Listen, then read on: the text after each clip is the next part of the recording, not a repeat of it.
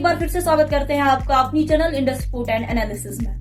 तो देखिए, अब बांग्लादेश में आर्मी ने कंट्रोल संभाल लिया है, क्योंकि आपको पता होगा प्राइम मिनिस्टर शेख हसीना जो है उनको फोर्स्ड रेजिग्नेशन देना पड़ा। तो इसी के साथ देखिए, साउथ एशियन कंट्री अब दुनिया में 9th कंट्री बन गई है जहां पे मिलिट्री रूल है। और बाकी 8 कंट्रीज का आपको पता होगा, जैसे माली है, म्यांमार है, चैड है, गिनी, स्वीडन, बुर्किना फासो, नाइजर और गैबन, ये सब मिलिट्री रूल के अंडर ही है। और हाँ, कुछ कंट्रीज ऐसी है जैसे कि पाकिस्तान है ना, यानी कि वो ऑफिशियली मिलिट्री रूल में तो नहीं है, लेकिन इफेक्टिवली मिलिट्री के कंट्रोल में ही चल रही है। क्योंकि देखिए, वहां के जो इलेक्टेड लीडर्स होते हैं ना, उनके पास असली पावर नहीं होती है और वो काफी वीक होते हैं। देखिए, शायद ये बात आपको भी मालूम होगी कि बांग्लादेश आर्मी ने 1975 से 1991 के बीच में कई बार डायरेक्टली और इनडायरेक्टली एग्जीक्यूटिव पावर्स हैंडल किए हैं। तो ये उनके लिए कोई नई बात तो है नहीं, लेकिन उनके हाल ही में इंटरनल ट्रांसफॉर्मेशन, यूनाइटेड नेशंस के पीस कीपिंग ऑपरेशंस के जरिए इंटरनेशनल एक्सपोजर और 1975 से 2011 के बीच 29 कूप्स के एक्सपीरियंस देखकर ये काफी अब अनलाइकली सा लगता है कि आर्मी चीफ जनरल वकारुज्जमान लंबा मिलिट्री रूल चला पाएंगे। और ये भी हो सकता है कि जो आर्मी चीफ है ना, वो शायद अपना मिलिट्री लेड इंटर्म गवर्नमेंट बनाने का प्लान छोड़ दे, क्योंकि स्टूडेंट प्रोटेस्ट लीडर्स चाहते हैं कि मोहम्मद यूनिस टेम्परेरी गवर्नमेंट बनाए। ये बात देखिए, हम सबको मालूम होनी चाहिए कि जो बांग्लादेश के आर्म्ड फोर्सेस है ना, उनको सिविलियन रूल का उतना रेस्पेक्ट नहीं मिलता, उतना सम्मान उनको नहीं मिलता जितना इंडियन फोर्सेस को मिलता है। क्योंकि देखिए, आफ्टर ऑल उनमें से कई पाकिस्तानी मिलिट्री के पार्ट थे 1971 तक। फिर इंडिपेंडेंस के बाद देखिए, कई बांग्ला ऑफिसर्स को पाकिस्तानी फोर्सेस से वापस आना पड़ा और वापस आने पर उन्हें प्रॉब्लम्स फेस करनी पड़ी। देखिए, मैं आपको बता दूं कि जो बांग्लादेशी आर्मी है ना, वो 2 ग्रुप्स का मिक्स है, एक जो पाकिस्तान से वापस आए और दूसरे जो इंडिपेंडेंस के लिए लड़े थे। देखिए, बांग्लादेशी आर्म्ड फोर्सेस पर रिसर्चेस जो है ना, वो ये रिवील करते हैं कि 2 फैक्शंस हमेशा से डोमिनेंस के लिए कम्पीट करती रही है, टॉप और मिडिल लेवल्स दोनों पर। 1975 का पहला कूप और उसके बाद के कूप्स 1982 तक इसी राइवलरी के रिजल्ट्स थे। बात ये है कि पाकिस्तानी आर्मी के कंपैरिजन में बांग्लादेश की आर्मी कभी भी इतनी यूनिफॉर्म नहीं रही है, जो प्रोलॉन्ग्ड मिलिट्री रूल के लिए जरूरी होता है। जनरली मिलिट्री कूप्स या डोमिनेंस उन कंट्रीज में होते हैं ना, जहाँ पे क्या होता है, आर्म्ड फोर्सेस एक डोमिनेंट कम्युनिटी क्लास या रीजन से आते हैं। मिसाल के तौर पर आप मान लीजिए कि पाकिस्तान में आर्मी का 70% से ज्यादा लोग पंजाब से हैं, जो उसका सबसे बड़ा स्टेट है, और ज्यादातर ऑफिसर्स अपर फ्यूडल क्लास से आते हैं।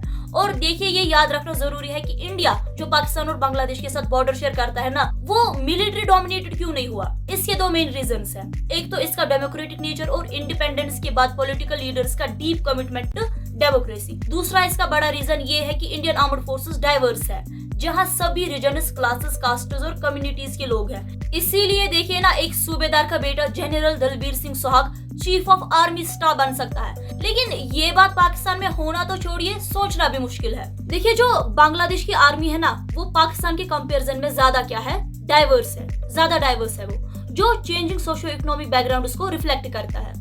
मिलिट्री वेल एजुकेटेड यूथ के लिए देखिए, सिविलियन और प्राइवेट सेक्टर जॉब से ज्यादा प्रेफर्ड चॉइसेस नहीं है, अनलाइक पाकिस्तान जहां पे मिलिट्री पहली चॉइस होती है ड्यू टू इट्स पावर। देखिए, अगर मिलिट्री करियर को बेस्ट या ओनली रेस्पेक्टेड जॉब नहीं माना जाता ना, तो देखिए मिलिट्री रूल के चांसेस बहुत ही कम हो जाते हैं। देखिए, सैमुअल हंटिंगटन ने 1957 में एक बुक लिखी थी, the soldier and the state, और उसमें उन्होंने ऑब्जेक्टिव सिविलियन कंट्रोल की थ्योरी को एक्सप्लेन किया गया। और इस थ्योरी के मुताबिक आर्म्ड फोर्सेस को कंट्रोल करने का सबसे अच्छा तरीका ये है कि उन्हें आप प्रोफेशनलाइज करें। ये सब्जेक्टिव कंट्रोल से अलग है, जो मिलिट्री की ऑटोनॉमी पर लीगल और इंस्टीट्यूशनल रेस्ट्रिक्शंस लगाता है। और उनके मुताबिक प्रोफेशनलिज्म का मतलब ये है कि सोसाइटी और उसके प्रोफेशनल्स यानी कि ऑफिसर्स के बीच एक म्यूचुअल रिलेशनशिप। ऑफिसर्स स्टेट की सिक्योरिटी को इवैल्यूएट करते हैं और लीडर्स को एक्सपर्ट एडवाइस देते हैं। अब लीडर्स को उनके एक्सपर्टीज की रेस्पेक्ट करनी चाहिए, बिना मिलिट्री हायरार्की को बदलने की कोशिश किए। और हंटिंगटन का ये भी कहना है कि अगर मिलिट्री प्रोफेशनल्स को अपने एरिया में ऑटोनॉमी दी जाए ना, तो ये मिलिट्री के पॉलिटिक्स में इंटरवीन करने के रिस्क को कम करता है, क्योंकि इससे ये होता है कि वो पॉलिटिकली न्यूट्रल बन जाते हैं। और ये एंश्योर करता है कि प्रोफेशनल ऑफिसर कॉर्प्स किसी भी सिविलियन ग्रुप के विशेष को पूरा करे जो स्टेट में लेजिटिमेट अथॉरिटी रखता है। फिर माइकल डिसिच अपनी 1999 की book civilian control of the military में एक मॉडल प्रपोज करते हैं, जहां मिलिट्री को अपने टेक्निकल और ऑपरेशनल एरियाज में ऑटोनॉमी मिलती है, लेकिन उन्हें पॉलिटिक्स और ग्रैंड स्ट्रेटेजी में सिविलियंस के कंट्रोल को ही मानना पड़ता है। डिसिच ये भी कहते हैं कि अगर सिविलियन और मिलिट्री की प्रेफरेंसेस अलग होना, तो भी देखिए हमें सिविलियंस की बात ही माननी चाहिए। पॉलिटिक्स में देखिए सब्जेक्ट टू कंट्रोल का मतलब ये है कि मिलिट्री का पॉलिटिक्स में हिस्सा लेना, जहां पे सोसाइटी या स्टेट मिलिट्री को अपनी इमेज में मोल्ड करती है। और फॉर्चुनेटली देखिए शेख हसीना के 16 साल के रूल के दौरान उन्होंने और आर्मी ने एक दूसरे को जितना हो सके उतना खुश रखने की काफी कोशिश की। आर्मी ने देखिए हसीना की पॉलिटिक्स को इन्फ्लुएंस नहीं किया, कभी नहीं किया, और हसीना ने अपने पॉलिटिकल अपोनेंट्स और सिविलियन अनरेस्ट को कंट्रोल करने के लिए आर्मी के बजाय पैरामिलिट्री पुलिस का यूज किया। देखिए जनरल जमान कुछ महीने पहले बांग्लादेश के आर्मी चीफ बने, जो हसीना के दूर के कजिन है, लेकिन उनकी अपॉइंटमेंट जो हुई है ना वो मेरिट पे हुई है, न कि नेपोटिज्म पे। जनरल जमान एक 4 स्टार जनरल है और किंग्स कॉलेज लंदन से वो मास्टर्स की डिग्री भी रखते हैं। देखिए उनको लाइबेरिया में यूएन पीस कीपर्स के रूप में अपनी सिंसियरिटी के लिए सम्मानित किया गया। तब लाइबेरिया एक ब्रूटल सिविल वॉर से गुजरा था। ये नोट करना जरूरी है कि Bangladesh UN peace keeping mission का एक मेजर कंट्रीब्यूटर रहा है और 1988 से ही देखिए बांग्लादेशी सोल्जर्स ने 43 वर्ल्ड ट्रबल स्पॉट्स में यूनाइटेड नेशंस पीस कीपर्स के रूप में सर्विस दी है।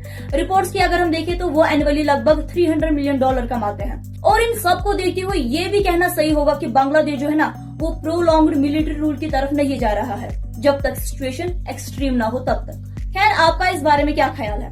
आप हमारे साथ अपने विचार कमेंट सेक्शन में शेयर कर सकते हैं। मिलते हैं अगले वीडियो में, तब तक के लिए आप अपना ख्याल रखिएगा। शुक्रिया।